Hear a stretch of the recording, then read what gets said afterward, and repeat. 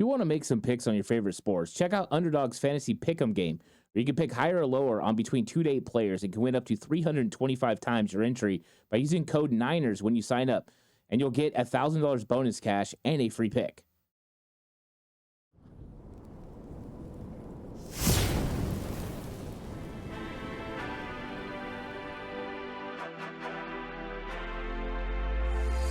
From the alley-oops at Kezar to the glory days at the stick. From who's got it better than us to brick by brick. It's always the 49ers way, from off-season to game day. Yeah, we talk back. It's the 49ers Cutback.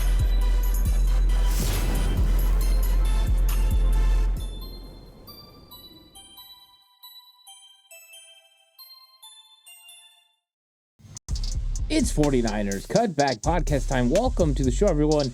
I want to talk about free agent edge rushers that the 49ers could target. And this is always an interesting conversation. And of course, you can check out the defensive line. I did the interior defensive line. That's available right now. Lots of good responses on that and a lot of interesting conversation coming from that video. So go check that out if you haven't seen it yet. But watch this one first. Talking about free agent edge rushers. And will the 49ers address edge rusher in free agency? Well, I would normally say no. I think you look at the current roster and you see that they spent money last season on edge rushers, and you would think, why would they spend more money? Well, I'm going to talk about a little bit of the reason why they might before we really set the table for who's available, and then also what's available in the draft, because I think all of that plays into it. When you talk to your pro scouts, they're going to tell you, hey, these guys are fits, and then you're going to find out the financials. This is what they would cost, and you might want to maybe go that route. But you're also going to hear from your college scouts, and they're going to say, hey, look, this is one of the deepest positions in the entire draft, and it is. Defensive edge rush is one of the most talented positions in the entire draft. So if you're looking to get somebody, you definitely can, and it doesn't have to be round one. It doesn't even have to be round two, but all the way stretching into round three, you can get a very good edge rusher, at least from what I've seen so far in my limited breakdown of prospects for the draft. I'm very much just getting started, but I've seen enough to know that there's a really good amount of depth when it comes to defensive end. I love evaluating defensive linemen, and that was one position as edge rusher that I really got into, and there's some very talented guys there. But when you look at the 49ers roster and you look at how it's currently made, you've got Nick Bosa, you've got your stud star, everything you could possibly want at defensive end. And then opposite of him has been a little bit of a mission, a little bit of a mystery. They've went several different ways to try to get that counterpart, that Robin to his Batman.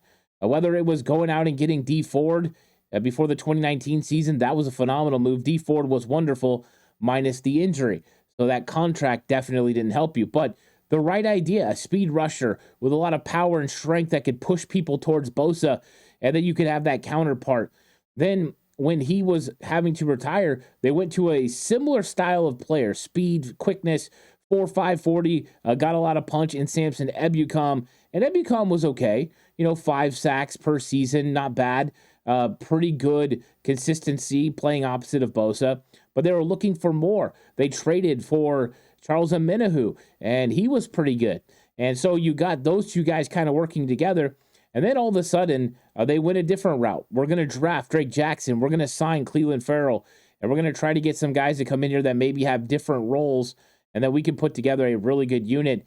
And Cleveland Farrell was good. He wasn't great. He was really good against base sets, but couldn't generate enough pass rush. So you traded for Chase Young. It has been a revolving door that continued this offseason with Leonard Floyd and with Yetur Gross-Matos. And we're going to talk about them in a second as well.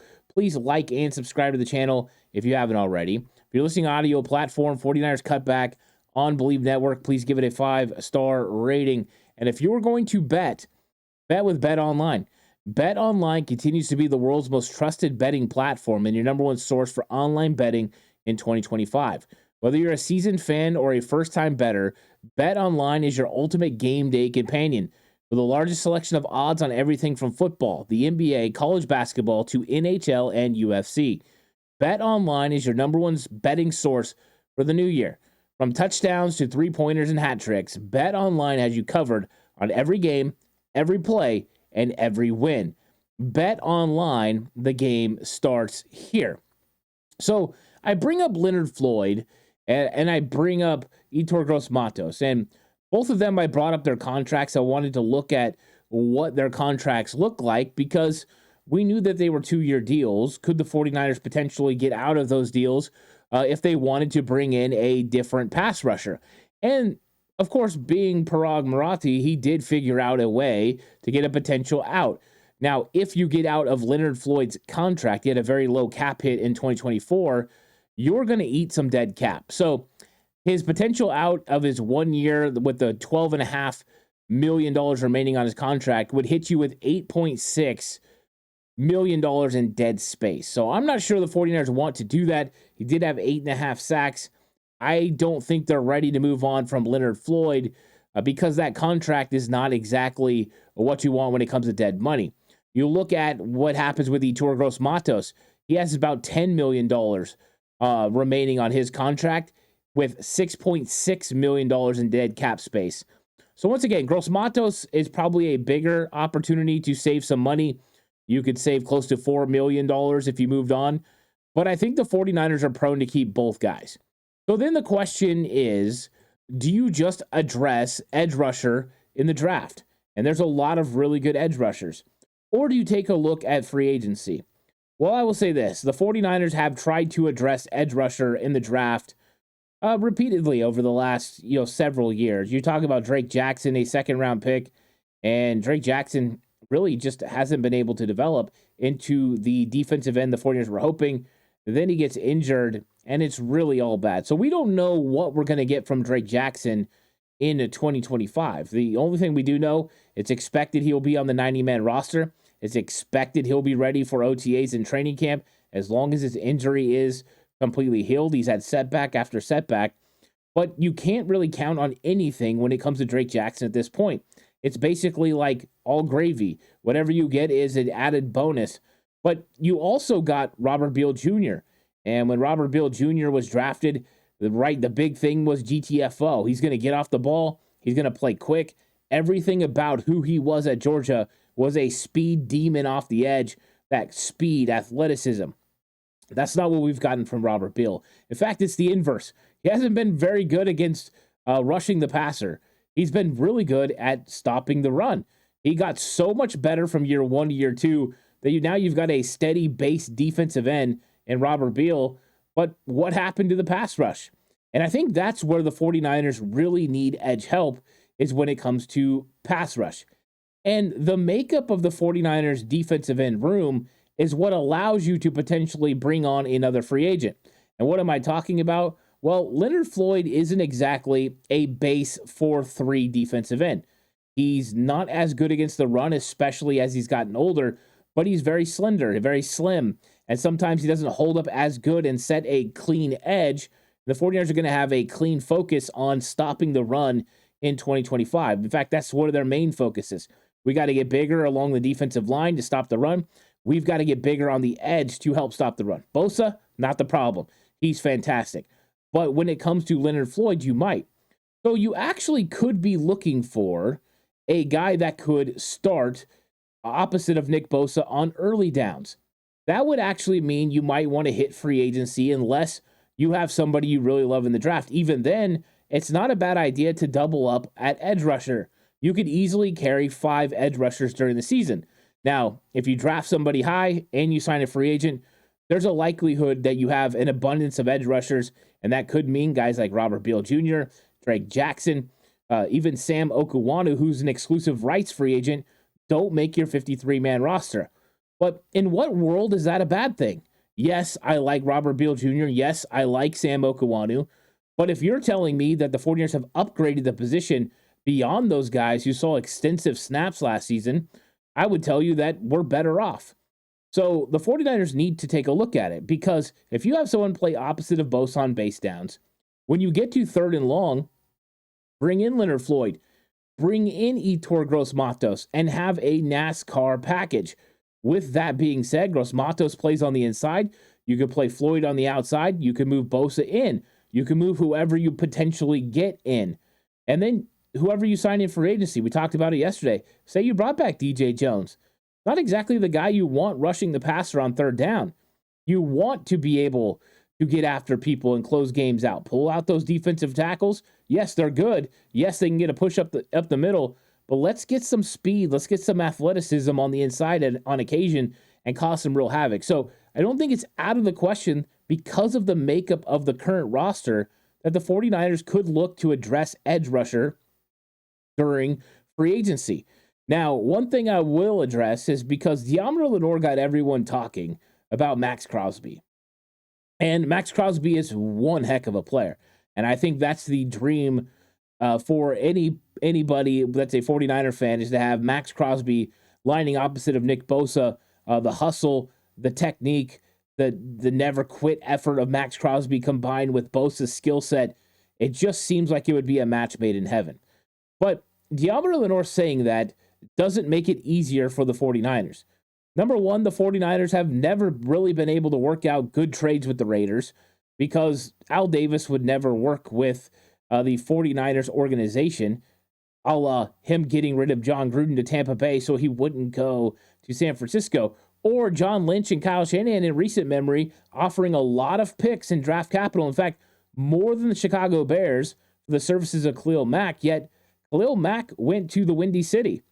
So that's something to remember as well. It's not like the 49ers organization and the Raiders organization work well together.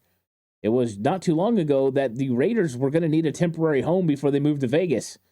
Santa Clara was mentioned, and then it was kiboshed.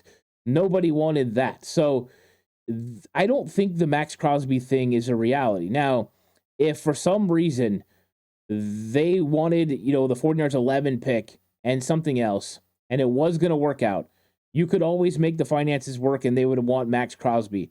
But I think we need to put Max Crosby on the back burner. I don't think a new regime is going to want to move on from him. He's kind of the prototypical player to build around and build a defense around with his never quit attitude, always on the field playing. I just don't see them moving on. So I wanted to mention it. I wanted to discuss it a little bit because I do believe that when stuff like that goes out, people have thoughts about it. And hey, that would be wicked good. That would be so good. 98 and 97 working together. It would be really phenomenal. I just don't think that it's actual possibility with the way things are. Max is still one of the best in the league, probably top 5 defensive end in the entire league. You would probably have to give up a lot of draft capital. He'd be worth a lot of draft capital, but I just don't think the 49ers ultimately do it. So let's talk about these free agents not named Max Crosby who you'd have to get in trade. And I think it has to start with somebody the 49ers have showed interest in before. It was funny because defensive tackle, it started with DJ Jones. Well, how about this? Defensive end, it starts with a guy that the 49ers tried to trade so much draft capital for at one point in time. Before they ever traded for D Ford, they tried to trade for Khalil Mack. And like I just said, he ended up in the Windy City playing for the Chicago Bears, and it's been a long time since Khalil Mack and the 49ers were trying to come together. But it's an opportunity again, because this time he's an unrestricted free agent. And Khalil Mack is pondering whether he wants to continue playing. He's now in his mid-30s, so he's longer in the tooth for sure. But it's a guy that still has shown good production. Now, this season, it was a down year for him. He had 6 sacks, but he's 1 year removed from 17. And so you got to remember that there was a little bit of a change in a philosophy for that defense from 1 year to the next, because it was Brandon Staley who was there the year before. And his philosophy helped Khalil Mack get 17 sacks. This year it was Jim Harbaugh. Didn't go as well for Khalil Mack, but it doesn't mean Khalil Mack is washed or he's done. I think there's a lot of talent there. Plus, you go to Spotrac and you look at what the market value would be. And boy, was I shocked. I was expecting, because of what Khalil Mack has continued to do in his time in the NFL and over the last couple of years, that he was going to be very high paid. But the market value for Khalil Mack, $6.8 million per season. I mean, if that is correct, and that's what we're looking at for Khalil Mack, go get Khalil Mack. because you could literally put Bosa, Khalil Mack, Leonard Floyd, and Yetur Gross-Matos on one heck of a rotation that gives those guys enough rest to keep a older body like Khalil Mack and Leonard Floyd healthy. But you talk about damage when you get to third and long. Bosa, Khalil Mack, Yetur Gross-Matos, Floyd can all rush from the inside. That gives you a lot of versatility and a lot of opportunity to get after the quarterback. Did I mention that Khalil Mack is really good against the run as well? No matter how old he gets, he still plays very well. Is he as quick as he used to be? Does he have that same power to speed ratio? No, it's definitely diminished a little bit. But this guy is a technician. He knows what he's doing. And I think he would be a great addition for the 49ers. They showed interest in him before, and it might be the way to go, is go ahead and get a guy that can help you at defensive end as well. Spend a little bit now. It's not going to be a big number. That is a market value for a really good edge rusher. So that's what kind of put him on my radar. I've always liked Khalil Mack. 49ers showing interest lets everyone know they love that type of player. But what did we hear from John Lynch? And that was one of the things that people talked about is finishers. What are finishers? And some people joke that they don't know what a finisher is in the NFL. Well, I'll tell you what it is. It's when you get to third down in a big-time spot, it's the guy that makes the key play. It could be a defensive back knocking the ball away, a linebacker making a big clutch tackle short of the sticks, or an edge rusher or defensive tackle that gets home and gets the big sack and puts the game away. Khalil Mack is a finisher. If you're wanting to add players that are finishers, he's one to go with. I love Khalil Mack, especially at $6.8 million. Are you kidding me? I think that would be interesting. Now, it's going to start with him deciding if he wants to come back, but to me, Khalil Mack could be a huge option for the 49ers. DeMarcus Lawrence, and DeMarcus Lawrence is probably going to get a huge contract. He's coming off a bad injury that's seen him miss all but 4 games. But in those 4 games, he had 4 sacks, and he is a phenomenal player. He's a plug-and-play, opposite of Nick Bosa. You pay him out the wazoo player. Now, I mentioned him because he's everything you want to be. My thing is, I don't believe the 49ers are actually going to be able to afford him. I don't think this is the type of player that fits with the amount of money you got going to Bosa, Gross-Matos, and Floyd. The reason Khalil Mack makes sense is the money's not outrageous. So you could figure it out. Adding him, adding somebody else, maybe because you don't have Hargrave now, you have a little bit more money to spend. To me, that would be an option. So I wanted to bring up DeMarcus Lawrence because I figure people will probably bring him up. I don't think he's a real possibility for the 49ers because financially, I think they're a little bit more strapped. They want to be a little bit more protective with their money. But he's a good player out there. And I would say probably one of the best edge rushers, if not the best edge rusher on the open market. He's going to get a lot of money. Now let's talk about another familiar face. In fact, he's still playing right now, and that's Clelin Ferrell. And I brought him up earlier. He wasn't exactly a big-time pass rusher, but Clelin Ferrell put up 4 sacks for the 49ers, even though he had injuries. And who knows how well he would have helped the 49ers down the stretch in the Super Bowl if he wouldn't have got hurt. He was a solid run defender, and he was having some ability when it came to pass rush. Is he living up to his billing as a top of the draft pick? No, I don't think so. But he's a very consistent, solid player that's doing a good job for the Commanders. He's played less games this season and had the same amount of production, 4 sacks. And so I think that's something to remember. Back-to-back seasons with 4 sacks for Clelin Ferrell could mean that maybe that's, like I said, you pair him with a Leonard Floyd and he plays opposite of Bosa. So that way you have a nice rotation. You know what you're going to get out of him? The likelihood is you could probably sign him to a 1-year deal. It's not going to break the bank, and then you have some potential to do something there. So it's not sexy. It's not Khalil Mack. It's not somebody that's going to crash, the edge and make big-time plays all the time. But it's a consistent player that's going to give you good snaps. And you know what that is? That is an upgrade over what you had this year in depth roles. It's better than Robert Beal Jr. coming out of year 2. It's better than Sam Okuwanu. And I like Sam Okuwanu, but Clelin Ferrell is a better technician. He's better against the run. He's better at rushing the passer. He's just better than Sam Okuwanu. He's better than Alex Barrett. He's better than those names. He's better than Drake Jackson. I think when you look at it, that's how you have to remember. You're trying to upgrade your team and build your team. So I think Cleveland Farrell could be an option for the 49ers, especially if they want kind of a low, budget type guy. He makes a lot of sense, but we'll see. I'm sure the Commanders are going to come after him and try to re-sign him because he did a really good job for them. I know they're going to want to get better, but still. Another name is Derek Barnett, who used to be with the Eagles and was picked up on waivers last season by the Houston Texans, and he has kind of revitalized his career. They gave up for him with the Eagles. Lots of people within the 49ers organization like Derek Barnett, and there were also fans and content creators and media alike that were asking for the 49ers to claim him on waivers. He went to a similar scheme, D'Amico Ryan's scheme, and he's done a very good job. In fact, this season, Derek Barnett had 5 sacks as a rotational piece. Could you imagine if his snaps were to increase? You take him up 10 snaps or 10% of snaps, he's probably going to increase his number. Maybe he gets 6 sacks. Pretty good number when you're talking about a rotational piece, especially if you're adding him to a 4-man rotation with Bosa, Gross-Matos, and Floyd. That's something you're looking at. Once again, upgrade over Beal Jr., Okawanu, Drake Jackson.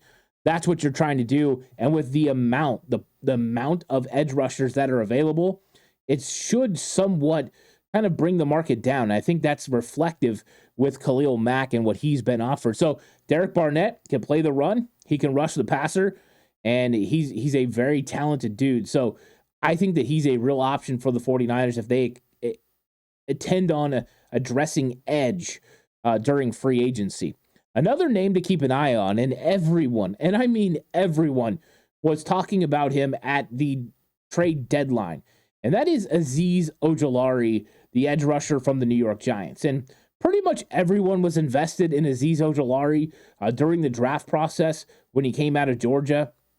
The speed element that he displayed gave everyone the feeling of Dee Ford.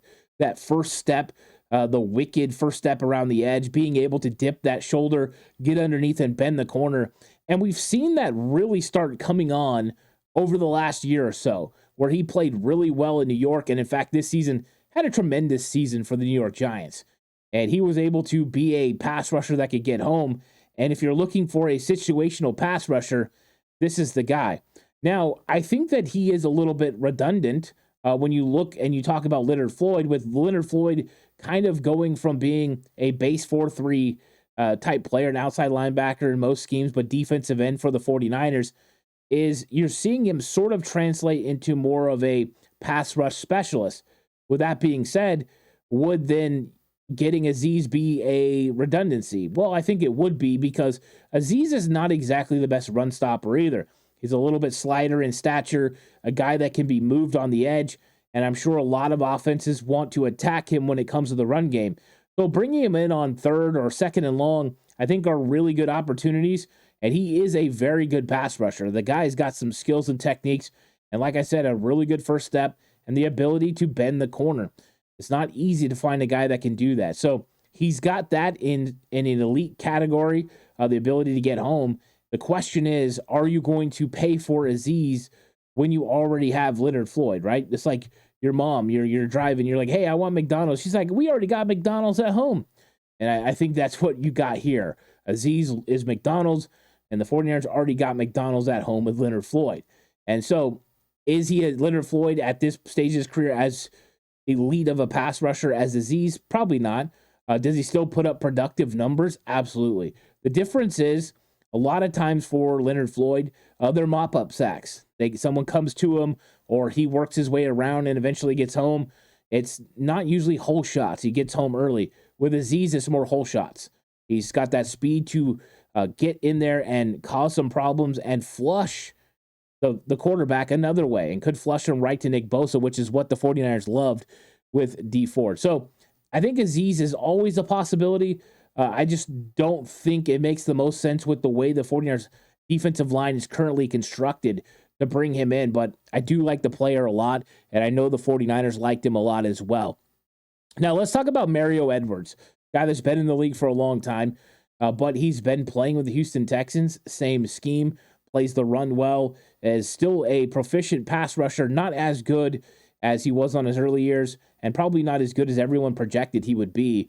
But he does fit what the 49ers do. If you're looking for someone, once again, as a base defensive end, he makes a lot of sense. So Mario Edwards could be somebody looking to come in at a cheap number that you could potentially stack in there and play and get something done. And of course, we're working towards, the top 5 guys. I'm going to tell you who the top 5 is out of this list. And of course, you can let me know in the comment section what you think your top 5 is. I'm always curious. Let's go to Joe Tryon as the next guy. And I was as big a Joe Tryon guy as I think there was in the draft process when he came out of Washington. I just really think he's got something to it when it comes to technique, ability, length, the pass rush skills. They're there. Now, what we've seen in Tampa Bay is a little bit of a kind of slippery slope where he's starting to get less snaps and he was starting to have less production. So a lot of times that means they've decided to go another route, either because you weren't being productive or they wanted to run a different style of defense and you're not fitting the bill. So I think Joe Tryon has fell out of favor with the Tampa Bay Buccaneers, just looking at his snap rates and how much he played there. So I think he's going to be available, and I don't think his market is going to be huge. Now, he still is a young player that's got a lot of upside and ability that he could develop into a very solid defensive end for a second team that he goes to.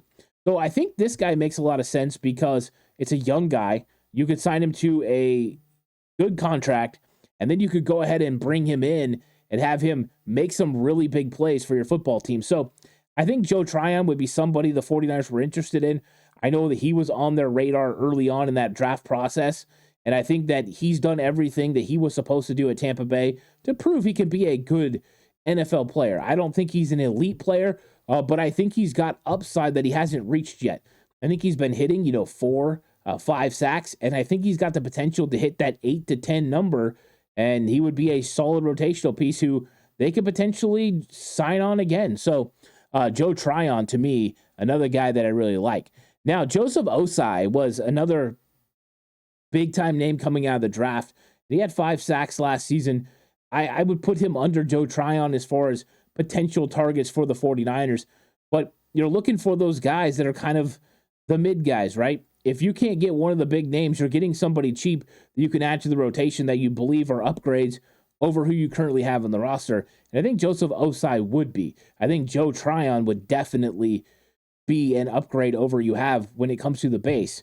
Now, the question is, do you want to get one of these guys and spend money, or do you want to hit somebody in the draft? Now, depending on where you get them in the draft, right, if you're picking an edge rusher 11, you're going to pay a lot more for pick 11 than you're going to pay for Joseph Osai or Joe Tryon, right? You're going to pay a lot more than you're going to pay a Azeez Ojulari or Derek Barnett or a Cleveland Farrell. So some financials have to play into it as well. Of course, if the right guy's there, if Abdul Carter or somebody like that, boom, you hit it, right? A guy that's really talented. And we'll talk about those guys a little bit down the road too. So Joseph Osai is a potential. And then one more name, and I've been bringing it up for a long time. And it was interesting that I thought the 49ers were going to give him a shot, but he ended up going to the Dallas Cowboys. And he spent time with the New York Jets with Robert Saleh, and that is Carl Lawson. And Carl Lawson didn't play a lot of snaps last season. He was a pure rotational piece, but 5 sacks in that time period. And this is a guy that's had double-digit sacks in his career, including playing for Robert Saleh. So we know he's a scheme fit. He's not the ideal size, but when it comes down to it, he gets after the quarterback, and he gets after the quarterback in a big way. So right before I go to the top 5, I do want to say that there is a lot of talented defensive ends. And I'm just looking at the draft, and I could see the first 10 guys are so good. In fact, I just got to some of the rankings, and these aren't my rankings, but I've gotten to pick, ranked 106, Jared Ivey out of Ole Miss. Now, I like Jared Ivey. So this is a thing where I think the 49ers could get someone later. So that's also something put in. Would you go free agency with some of the guys I talked about, or would you go with some of these guys in the draft that you could get at 11? I don't think Abdul Carter will be there, but a guy like Mikael Williams or Nick Scorton or James Pierce, Mike Green, you got JT, I can't even say his name, from Ohio State. I got to get better at saying all the names. Kyle Kennard from South Carolina, Jack Sawyer, Ashton Gillette. I mean, there's a lot of talented dudes in this draft. Would you rather go draft than free agency? So let's go to the top 5. I'm going to give you my top 5 as I kind of wrap up this episode. I think number 1 for me is Khalil Mack. If Khalil Mack is playing and you're going to get him at a 6.8 average salary, with you could put void years, everything in it, boom, hit it. Khalil Mack would be number 1 for me, and I wouldn't even think twice about it.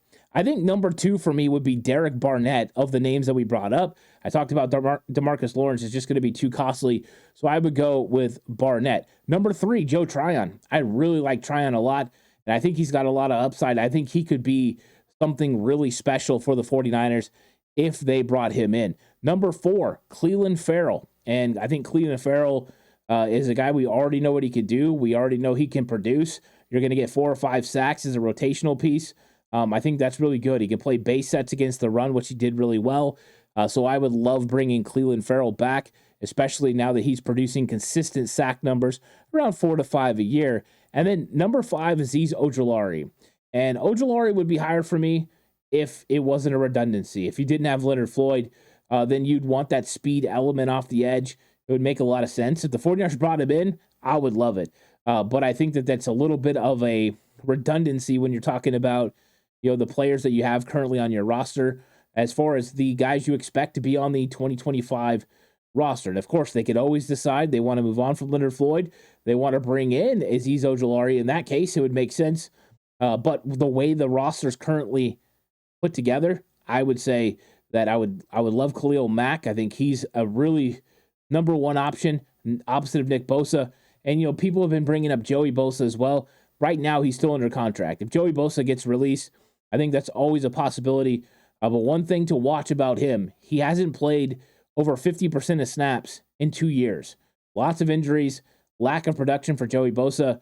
I don't think he's a high-priced guy anymore, so maybe it could be a cheap deal, prove-it deal for him to go out and do it. So Khalil Mack, though, number 1, interesting. Let me know in the comment section what you think.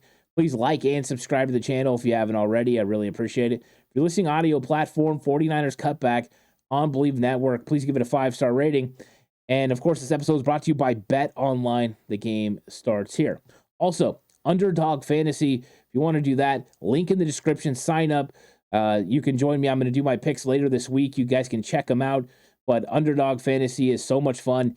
You do your higher, lower game, and they will match you up to $1,000 plus 1 free pick. So it's a really good deal right now. Go check it out. Promo code Niners, link in the description section. But I'll catch you guys in the next one. Until then, stay safe. Remember, the right way is always the 49ers way.